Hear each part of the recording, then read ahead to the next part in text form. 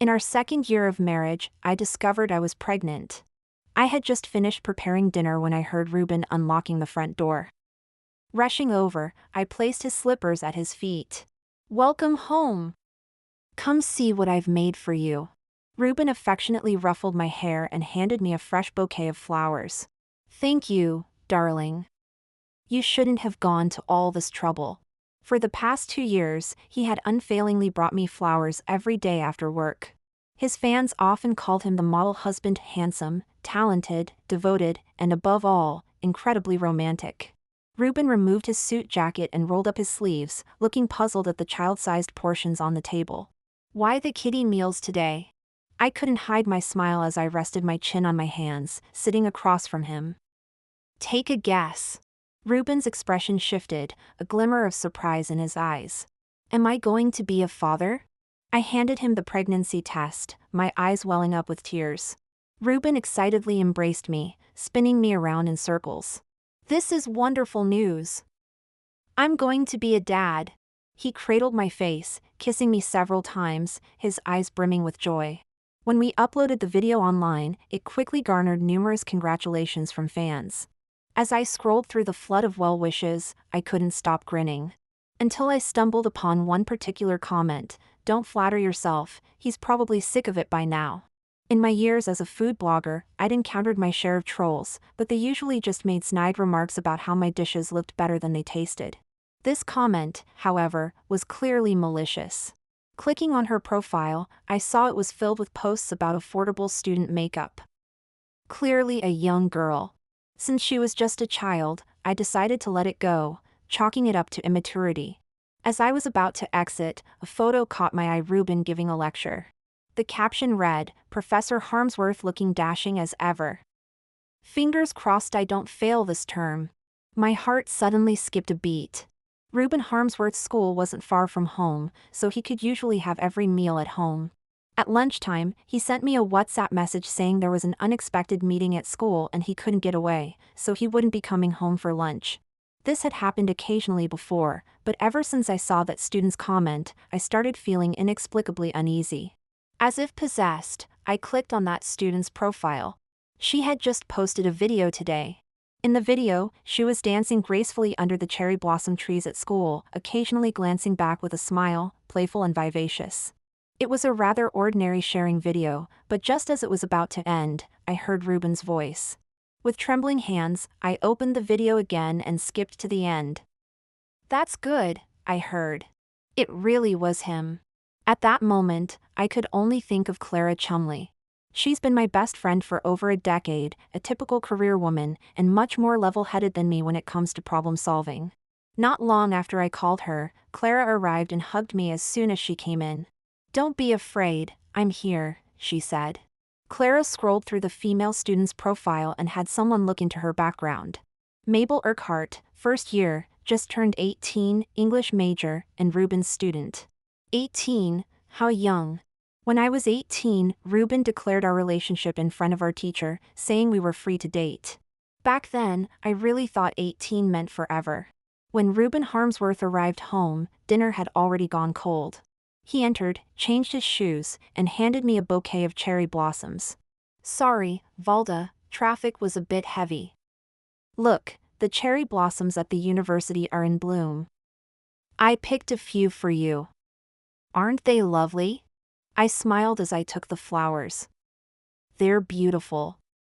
Mabel's quite fond of cherry blossoms too, isn't she?" Ruben paused as he was taking off his coat, but quickly regained his composure. He gave me a faint smile.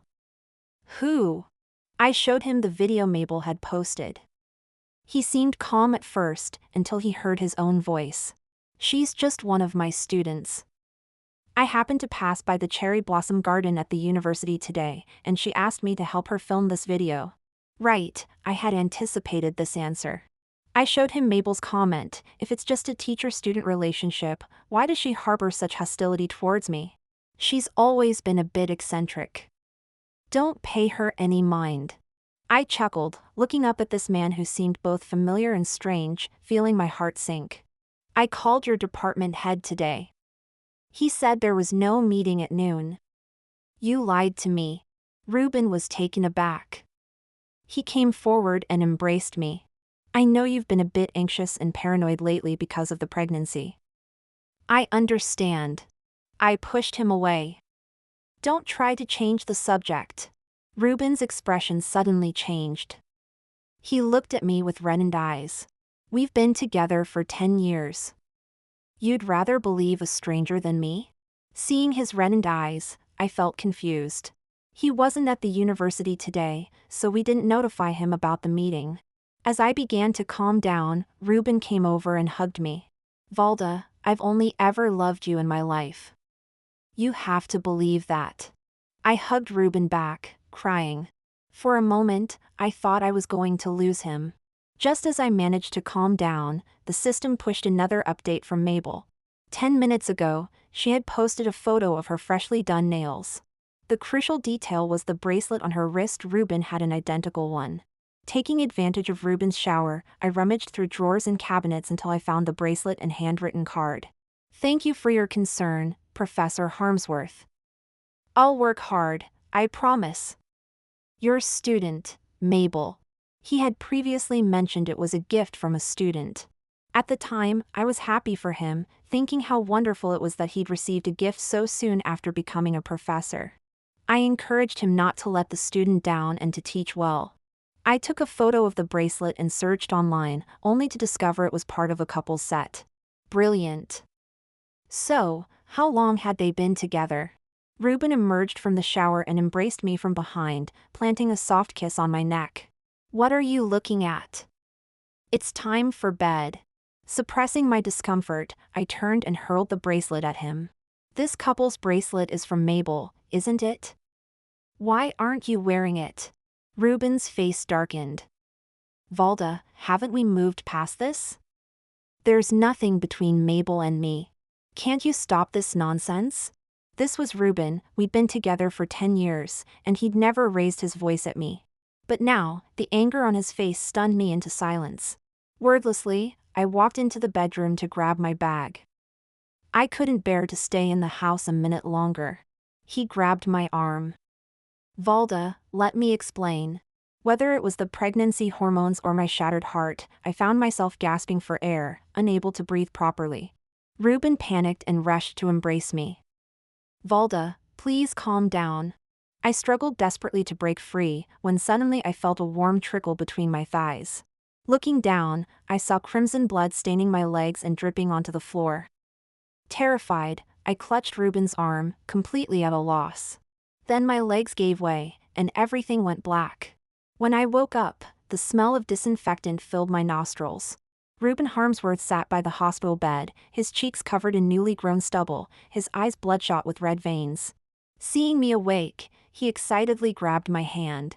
You're awake. I'll go get the doctor. I pulled my hand away from his. Where's the baby? The light in his eyes dimmed. The baby, we can have another one when you're better. Leave everything to me. I bit my lower lip, but tears fell unexpectedly. The door suddenly burst open, and Clara Chumley stormed in, slapping Ruben hard across the face in front of me. You bastard! How dare you show your face here? You don't deserve to be here. Ruben didn't retaliate. It's my fault. I didn't protect Valda properly. Clara crossed her arms. How clever of you to change the subject. If it weren't for your affair with that student, would Valda be lying here? I'll say it again, I did not have an affair. Ruben looked at me. Yes, Mabel Urquhart had special feelings for me, but it was one-sided. I never reciprocated. Seeing that I didn't respond, Ruben knelt by the bed, his expression sincere. Valda, her course with me is finished. We won't have any more contact. Please leave. I don't want to see you right now. Ruben frowned slightly, picking up the water jug by the bed. I'll go get you some hot water. Clara tucked the blanket around me, her face full of concern. Look at the state you're in. It breaks my heart. You must divorce Ruben. Clara, thank you. I grabbed her hand. I've just lost a child. If I have to face the stress of a divorce on top of that, I'm afraid I won't be able to cope. Clara sighed. You're far too naive. After being discharged from the hospital, Reuben Harmsworth insisted that I should stop cooking and hired Elsie Lancaster, a maternity nurse, to take care of me. Elsie was only a few years older than me, but she seemed quite experienced. For some reason, I didn't like her from the first glance. I thought it might be due to my emotional state after the miscarriage, so I didn't dwell on it. However, I soon noticed something was amiss. Elsie's attire at home became increasingly revealing. It started with shorts and t-shirts, then progressed to off-shoulder dresses, and now she was wearing spaghetti-strap mini dresses. If she only dressed like this around me, I wouldn't have said anything. But I noticed she would intentionally linger around Reuben's study, bending over to mop the floor in her mini skirt, and sometimes even leaning over to wipe his desk. The most outrageous incident was when I got up for a glass of water in the middle of the night and saw Elsie coming out of the study wrapped in just a towel. Elsie had just finished her shower and saw me still working in the study, so she brought me a glass of warm milk. That's all, Reuben explained. Couldn't she have put on some clothes before bringing the milk? Or does she fancy herself the lady of the house now? I retorted. Reuben put down his book and said, Enough, Valda. I'll have a word with her tomorrow. I need to prepare for my lecture now. Why don't you go back to bed and rest? After that, things seemed to settle down for a while. The final straw came when I caught her sniffing Reuben's underwear. I was utterly shocked and grabbed her arm. What on earth are you doing? Are you mad? I exclaimed. Elsie hurriedly put down Reuben's underwear, a flicker of unease crossing her face. Reuben, hearing the commotion, came out of his study. What's going on? She was just sniffing your underwear. I blurted out. Reuben looked bewildered, while Elsie put on a wronged expression. Mr. Harmsworth, I wasn't. I was just checking which clothes needed washing. I had just picked up your trousers when Mrs. Harmsworth accused me of. I couldn't help but scoff. You're not afraid of being struck by lightning for lying like that? Reuben frowned and pulled me aside. Valda Yardley, I know you don't like Elsie, but there's no need to slander her like this. It had been a long time since he'd used my full name. He only did that when he was truly angry. I looked at Reuben, feeling as if he had become a complete stranger. Reuben, do you realize what you're saying? I said, looking into his dark eyes and enunciating each word clearly. You need to tell her to leave right now, or it's either her or me. It's so late now, where would she go? He replied. Fine, I'll leave then, I said. By the time Reuben Harmsworth chased after me, I had already gotten into a taxi. In the rearview mirror, I saw him take out his phone and make a call. I had left my phone at home, so I wondered who he was calling. I arrived at Clara Chumley's house late that night. She didn't seem surprised to see me. That Reuben, really? What on earth was he arguing with you about in the middle of the night? She exclaimed. As I hung my coat on the rack by the door, I asked, How did you know we had an argument? Clara paused for a moment. It doesn't take a genius to figure it out. You wouldn't be here in the middle of the night if you weren't having a row, would you? I sank into the sofa and told Clara everything that had happened. To my surprise, she was even more furious than I was. Has Reuben gone mad? Arguing with you over the nanny? Get a divorce right away. You don't need that kind of man. I'll take care of you. At that moment, having a best friend who would stand up for me was somewhat comforting. I leaned against Clara and said, Clara, I'm so glad I have you. Clara pulled me up. Come on, we're going to your house now. Why? I don't want to go back, I protested. Clara rolled her eyes, looking a bit exasperated. Valda Yardley, if you don't go back now, aren't you just giving that cheating couple a chance to be alone? Clara dragged me back home. She was like a wronged wife catching her husband in the act, her high heels clicking loudly on the ground with an unstoppable determination. I hadn't brought my keys when I left, so we had to ring the doorbell for quite a while before Elsie Lancaster came to open the door, her face flushed. Madam, you're back, she said. Hearing the commotion, Reuben came out. I was just about to go look for you. Do you know how worried I was? Before I could say anything, Clara pushed Ruben aside, pointing her bright red fingernail at him. You stay out of this for now. I'll deal with you later. Clara looked down at Elsie Lancaster with disdain. You want to be the lady of the house? Do you think you're worthy? Elsie wasn't one to back down easily. Don't you dare slander me. You need evidence to make such accusations. Clara let out a cold laugh, her expression showing obvious disgust. She grabbed Elsie and walked towards the nanny's room. You have 10 minutes to pack up your rubbish. Elsie had never been an easy person to deal with. She shook off Clara's grip, catching her off guard and causing her to stumble against the wall. I rushed to help her. Clara! Clara grabbed Elsie's hair. You struck first. Then she slapped Elsie hard across the face, causing it to swell immediately. It was the first time I had seen Clara so aggressive. Her strength was such that I couldn't pull her away. She seemed to be venting all her pent-up anger on Elsie. Elsie cried out, I'm calling the police. This is assault. Ruben quickly grabbed Elsie's phone. Mrs. Lancaster, please don't make this worse. I'll compensate you with 10 times your salary and cover your medical expenses. Can we just let this go? Elsie looked at Ruben with tears in her eyes. After a long moment, she went into her room to pack her belongings and left in a huff. I carefully applied ointment to Clara's scraped elbow, but she didn't seem to feel any pain. You know, you're even angrier than I am. If someone didn't know better, they'd think you were the one who caught your partner cheating, she joked. What was meant to be a light-hearted comment made Clara flinch nervously. Don't be silly. I'm just upset on your behalf, she said quickly. I smiled, feeling grateful to have such a loyal friend standing up for me. It made my life feel worthwhile. After Clara left, Ruben began cleaning up the shards of glass scattered across the floor. I watched him crouching down, picking up the pieces one by one. It reminded me of my shattered heart, which could never be put back together. Though I never mentioned it, losing the baby had left a permanent scar on my soul. 10 years of love and 2 years of marriage. At this moment, I decided to let it all go. I planned to discuss divorce with him once he finished tidying up. As I lowered my eyes, his phone screen suddenly lit up with a WhatsApp notification. Valda was bad enough, but now you're into cheap tarts like Elsie? I overestimated you. My heart plummeted as if I'd fallen from a great height. The message was from my best friend. Good Lord, how many more surprises did this wretched world have in store for me? I collapsed onto the sofa, feeling cold all over. Thinking about it carefully, everything suddenly made sense. When I ran away to Clara's place, Ruben must have called her.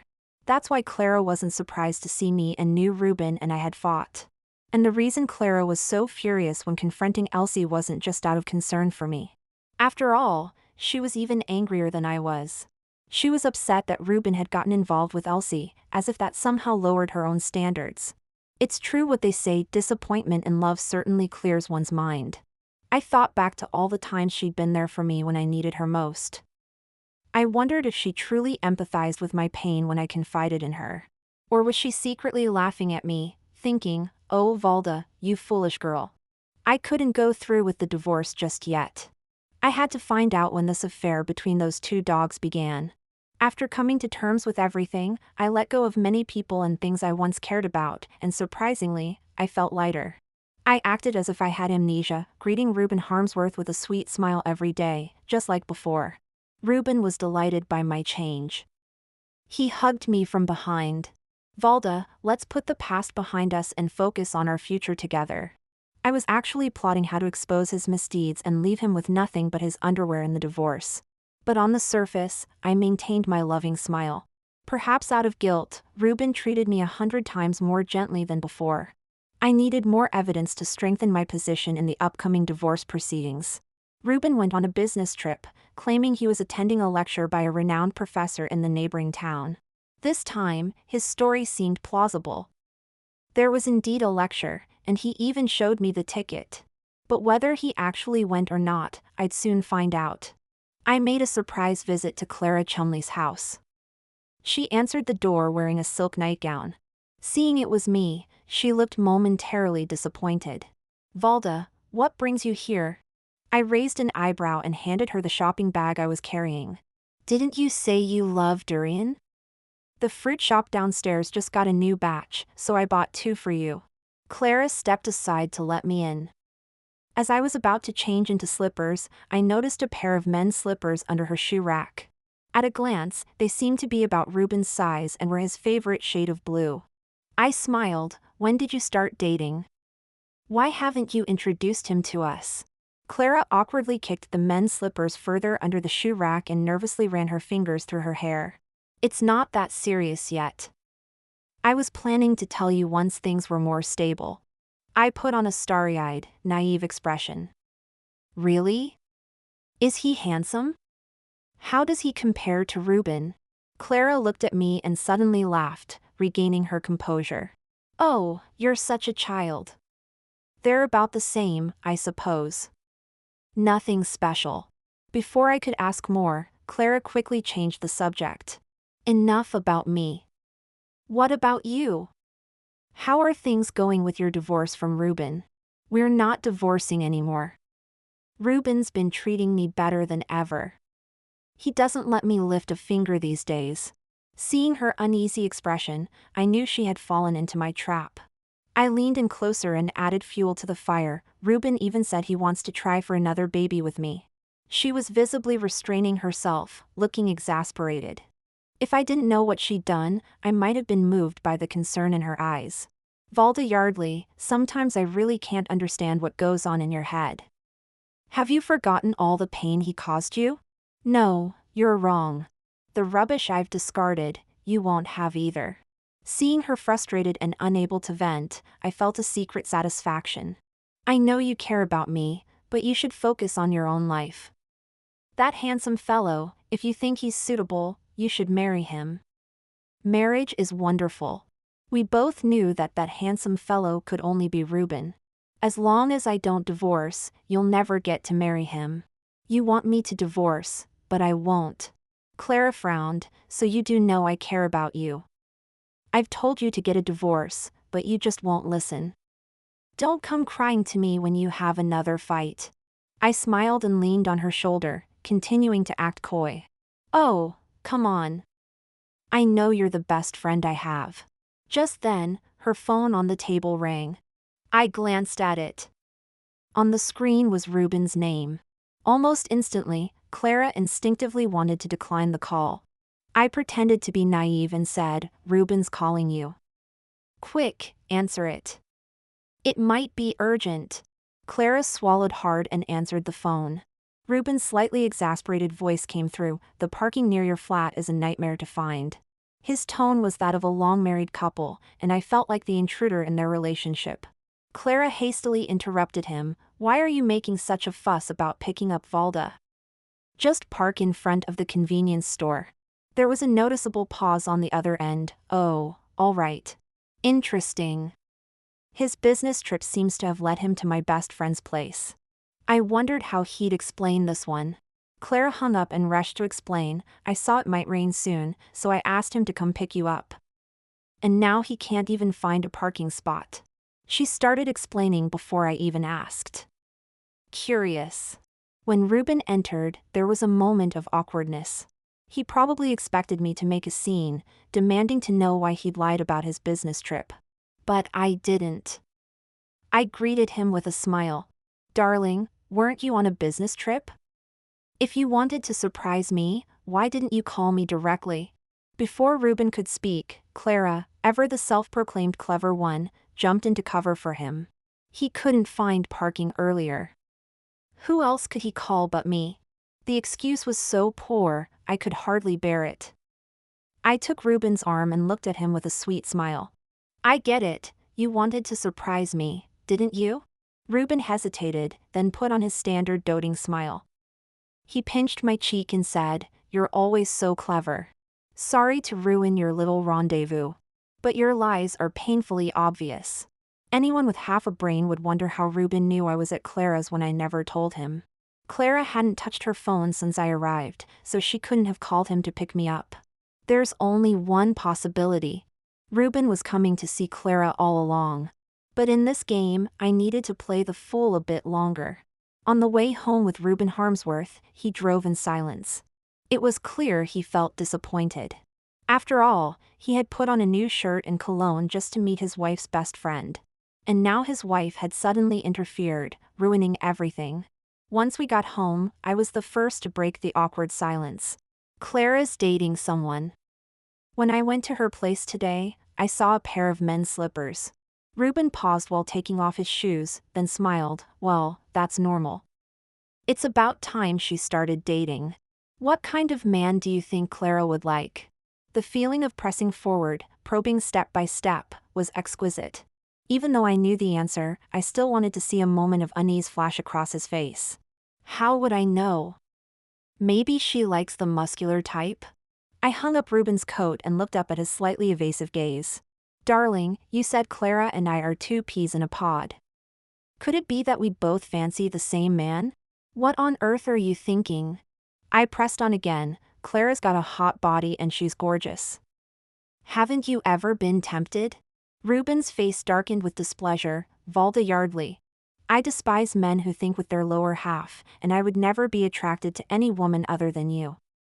Don't ever say such things again, understood?" I nodded dumbly, unable to help but marvel at his acting skills.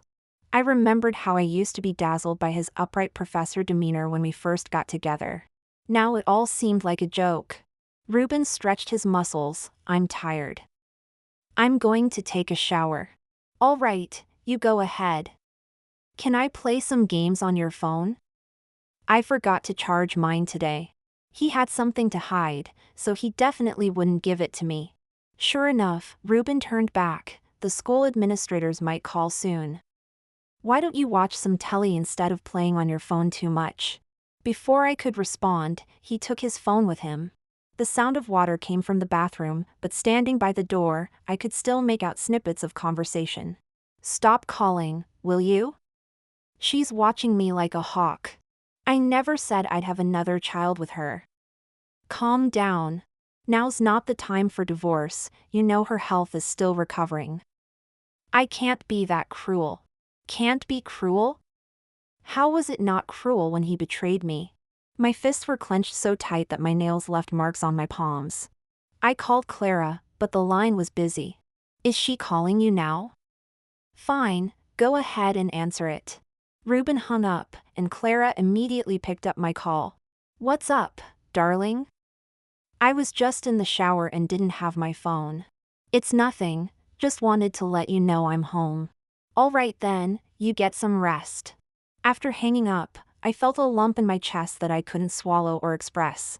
Reuben stayed in his study until the early hours, and when he came back, I was actually still awake. He leaned down and lightly kissed my lips, smoothing my hair. "Darling? Darling? Are you asleep?" Fighting the urge to be sick, I kept my eyes closed, my breathing steady. He relaxed and lay down beside me, continuing to chat on his phone. The lit-up screen showed Clara's familiar WhatsApp avatar. And the photo she had just sent was absolutely obscene. Reuben's breathing grew heavier as he looked at the photo, then his hand slipped under my nightgown. I was truly about to be sick. I pretended to have a nightmare and gave him a hard kick. He let out a muffled groan of pain, and I turned away irritably. His hand didn't reach for me again. When I woke up in the morning, I caught Reuben Harmsworth's slightly furrowed brow as he looked at me. "Good morning, darling. I feel like you've been a bit distant lately," he said, his gaze fixed on me as if trying to see through me. I lowered my eyes. "It's nothing, I'm just not feeling well yet." "Don't overthink it." Reuben seemed to breathe a sigh of relief. He stretched out his long arm and pulled me into his embrace. "You scared me. You were talking in your sleep all night, saying you wanted a divorce." I didn't say anything. Apparently, the thoughts deep in my heart could unconsciously come out. "Well, it's already noon. I should get up and make lunch," I said. Reuben held my hand. "I'll do it. It's your birthday today, remember?" Right, with so much happening lately, even I, who usually cares so much about special occasions, had forgotten my own birthday. Realizing I hadn't updated my social media in a while, I logged on to find many followers asking why I hadn't posted in so long. I had to post an explanation to reply to all my fans at once. Sorry for the wait, loves. I've been feeling under the weather and resting up, so I haven't been able to post. To thank you all for your support, I'll be doing a live giveaway later. Just as I set up my phone to start the live stream, the doorbell rang. Clara Chumley stood at the door, holding up a cake. Happy birthday, darling. Thank you, love. Come in, I said. Clara put down the cake and glanced towards the kitchen. How rare. Ruben's actually cooking? I know, right? He's been so considerate lately, he won't even let me in the kitchen. Well, you're the birthday girl today. Let me show off my skills too, Clara said as she walked into the kitchen. Ruben looked a bit surprised to see her. What are you doing here? It's Valda's birthday, how could I not come? Oh my goodness, Ruben, aren't you wearing an apron? Look at all the oil on your clothes. Clara put an apron on Ruben. I leaned against the doorframe and laughed. You two look like a couple. Clara pretended to look disdainfully at Ruben. Him? I'd rather be single forever. As if I'd be interested in someone like you, Ruben retorted. Pretending to dislike each other, this was how they had fooled me before. I used to try to mediate between them, worried they wouldn't get along. I really wasn't in the mood to listen to their flirtatious banter anymore. Remembering my phone was still live streaming, I hurried back to greet my fans. Hello, darlings. I'm going to get the prizes for tonight's giveaway now. Wait just a moment, don't go anywhere. When I came back with the prizes, the comments in the live stream were exploding. Valda, who was that woman kissing your husband just now? Disgusting. Valda. Please watch the live stream replay. Your husband was kissing another woman behind your back. This is outrageous, poor Valda. I hurriedly ended the stream and watched the replay. That's when I truly felt what it means to have your world shattered. It was when I went to the bedroom to get the giveaway prizes. Clara came out carrying a dish, with Ruben following behind. Seeing I wasn't there, he pulled Clara back, pinned her against the wall, and kissed her passionately. When they heard my footsteps coming out of the bedroom, they quickly separated and casually walked back to the kitchen. You like the thrill, do you? My hands and feet felt ice cold. I picked up the wine glass from the dining table and walked behind them. I poured the red wine over their heads. Clara screamed instantly. Ruben wiped the wine from his face. Valda Yardley, have you gone mad? I smashed the wine glass on the floor. You cheating bastards. Get out of my house. I pressed play on the video, and Ruben's expression changed from anger to unease. He tried to take the phone. Valda, let me explain. Clara had been watching coldly from the start. Since the moment she betrayed me, she probably never intended to explain. I glared at Clara coldly, and she just lowered her head. You've seen it all. I have nothing to say. When did you two get together? Seeing her silence, my hatred didn't diminish one bit. I stepped forward and grabbed her long hair. Tell me. Ruben hugged me. Calm down. Shut up. Getting involved with a student, flirting with the nanny, and now you're taking away my friend. Clara finally looked up. Valda, you've misunderstood Ruben. He's not with Mabel, it's all one-sided on Mabel's part. Seeing my stunned expression, Clara continued, when you were in the hospital, I went to see Mabel and warned her to stop trying to break up your family. And then you went behind my back to have an affair with my husband? I picked up the broom from the kitchen and pointed it at them. Get out. After chasing them out of my house, I sat on the sofa, lost in thought. It took a while before I came back to my senses. Perhaps because they left in a hurry, Ruben's phone was still on the dining table. In all our years together, out of trust, I had never looked at his phone. Even though I knew his password. But what I didn't know shocked me when I finally looked. He was chatting with Clara using a secondary account, and the contents were heart-wrenching. They discussed how to play around, how to avoid me, how to get a divorce by mutual agreement. Scrolling up through the chat history, I traced back to when his affair started, which was exactly when I was hospitalized after my miscarriage. From their chat logs, I learned that Clara had approached Ruben at that time to clarify the situation between him and Mabel. Ruben confessed that my distrust had made him doubt our marriage. Clara took the opportunity to comfort him, and that day they drank a lot of alcohol, leading to an unstoppable affair. Thinking about how I was enduring physical discomfort in the hospital while they were having sex in our bed, I wanted to tear them apart. When I opened the photo album, I saw bed photos and videos of Ruben with Elsie. Scrolling further down, there were videos of Clara and him in our bedroom. Her beautiful face was covered in sweat, smiling dreamily at the camera. "Professor Harmsworth, you shouldn't do this, your wife will be back soon. Stop pretending, you clearly enjoy it." And she was wearing my nightgown. I covered my mouth, but couldn't stop the churning in my stomach, and vomited. I parked the car by the roadside and hauled the newly bought bed back home with a trailer. Otherwise, I'd feel sick every time I saw that bed and wouldn't be able to sleep at all. After preserving all the evidence, I arranged to meet Ruben Harmsworth at the cafe. He said he'd come alone, but I spotted Clara Chumley's car parked on the street. Had their relationship grown so deep that they couldn't bear to be apart for a moment? I smiled coldly and tossed the revised divorce agreement on the table. "Sign it quickly, so you don't keep her waiting." Ruben picked up the agreement and read it, frowning deeply. "Why should the house go to you? I paid half when we bought it." I flung the printed photos onto the table. "You ask why?" Ruben hurriedly gathered the photos, his expression revealing barely contained frustration. "Fine, you win." As he read on, Ruben's face grew increasingly grim. "Valda Yardley, don't push it too far. You're taking all the savings, over £300,000? That's not enough. You still owe me £100,000 in compensation."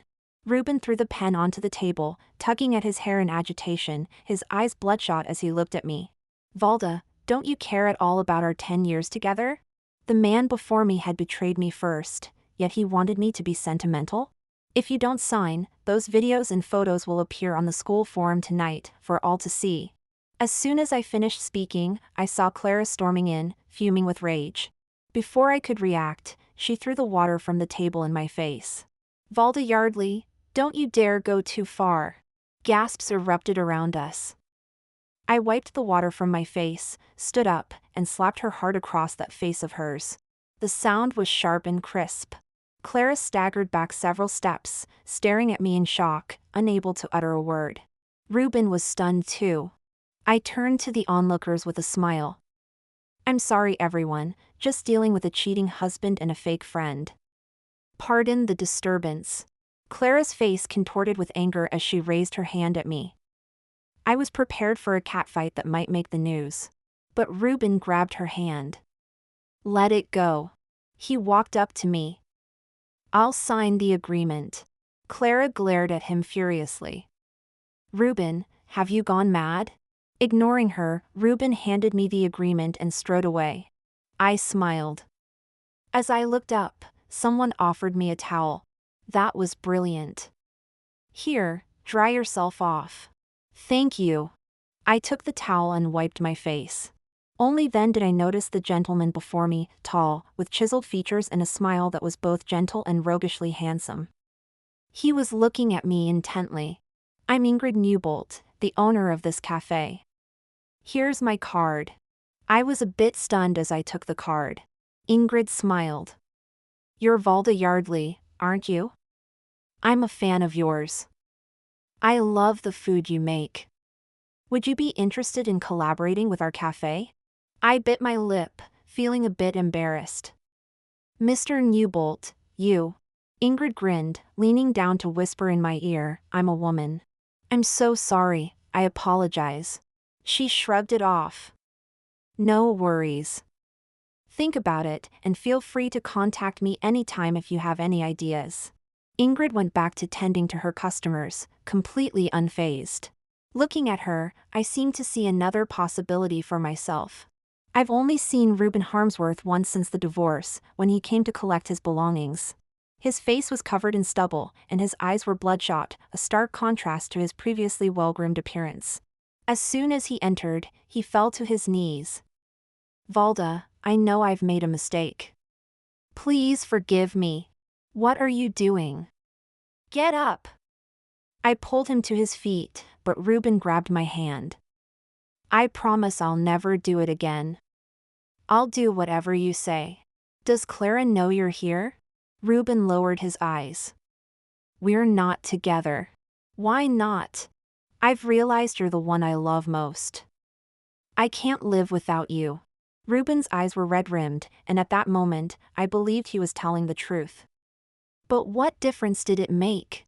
It's impossible for us now. Ruben nodded painfully. Then, can we have one last meal together? That's not necessary. I have to meet my business partner. Downstairs, I saw Ingrid's car parked by the roadside. She waved at me through the open window. Ruben froze, then forced a smile. You've moved on so quickly? I wish you happiness. Ruben, I truly hope you realize that not everyone thinks only with their lower half. Life has so much more to offer. I jogged towards Ingrid. As she helped me with my seatbelt, she asked, was that Ruben? What did he want? It's nothing, it's all in the past. Now, you need to help me make money.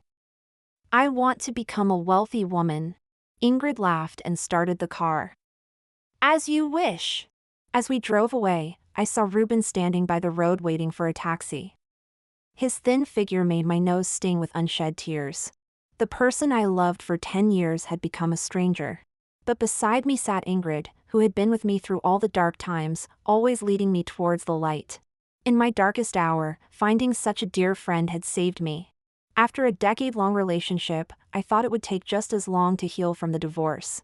But a year later, I've managed to let go of my obsession. The coffee shop I opened with Ingrid Newbolt has found its footing, and we've even opened a branch in another city. The busy work schedule leaves me no time to consider starting a new romantic life. Even though Scott Yardley is staring at me intently through the shop window, Valda Yardley, how much longer are you going to keep yourself busy? Are you that free? I place a freshly made coffee on the counter. Since you're so idle, why don't you take this coffee to the lovely lady by the window? Scott grins mischievously, his eyes fixed on me with a playful look. When he delivers the coffee to the customer, the young women cover their mouths in surprise. Scott Yardley. Scott makes a shushing gesture, poses for photos with them, leaving the ladies excited and giddy. I can't understand young people these days, the things they like no longer interest me. I heard from Ingrid that Scott is the captain of the national esports team and has led them to win a global championship. I nod, somewhat perplexed. I see, isn't that just playing video games? Ingrid takes a deep breath, then nods in resignation. You win. I met Scott through Ingrid, they've been good friends for years. Ingrid is a huge gaming enthusiast. Seeing me a bit down after my divorce, she dragged me along to play games with her. The first time I met Scott, how should I put it? He seemed a bit roguish, and his jokes could be quite risque. Ingrid, when did you start hanging out with such a fit bird? Watch your mouth, Valda's not in the best mood lately. Scott's gaze on me was unusually intense. He chuckled, that's easy to fix, leave it to me. So that day, when we played games together, they suffered an unprecedented losing streak. Ingrid slumped in her seat, exasperated. Valda Yardley, you're only suited for Candy Crush. I took off my headphones helplessly. I told you I'm rubbish at games. Scott, on the other hand, was quite gracious and even tried to comfort me. It's all right, the main thing about gaming is to have fun. Winning or losing doesn't matter. Oh, come off it, you're just covering for her, Ingrid retorted. And that's how we gradually became more familiar with each other. Scott also started showing up at the coffee shop more often. He would often lean on the counter, watching me work with an intense gaze. It was so obvious that even Ingrid noticed. What are you thinking? You've been divorced for so long, isn't it time to move on? I have moved on. Then what are you waiting for? I know Scott well. He might seem a bit cheeky, but he's actually very loyal. In all the years I've known him, this is the first time I've seen him so serious about someone. It would be a lie to say I haven't considered it. Every time Scott gets close, I feel those familiar butterflies of romance. But I'm hesitant because of my divorce status, while he's an outstanding man at the peak of his career. Looking at it this way, I might be punching above my weight a bit. The cafe closed at dawn, and Scott usually stayed with me until then. However, that night he was leading his team to a competition in a neighboring town, so I told him not to rush back. After all, it was quite a long journey and would be tiring. It was just this one night when, as soon as I left the shop, I encountered two drunken louts. I instinctively tried to avoid them, but one of them grabbed me. I turned back, glaring at the drunkard who was smiling hazily, feeling my stomach churn. Instead of letting go, he grinned even more disgustingly. I swung my chain bag at the drunk who was holding me, then turned and ran towards the roadside. Behind me, I heard the sound of a beer bottle shattering on the ground, and I could even feel the stinging sensation of bottle shards cutting my calf. Just as I turned the corner, I nearly collided with an oncoming vehicle. The screech of brakes pierced the night. Valda! Scott took off his helmet, looking panicked. I almost hit. I rushed over and hugged him without hesitation. I'm so glad to see you. Let's go, quickly. Before Scott could react, the drunks behind me had caught up, cursing and swearing. Scott's face darkened, and he was about to get off the bike when I pulled him back, quietly advising, "Don't fight with trash. Let's just go."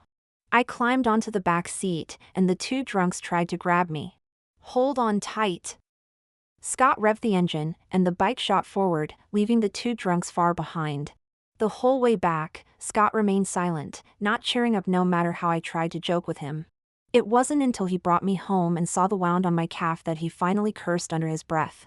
Those bloody bastards. I should have knocked their teeth out.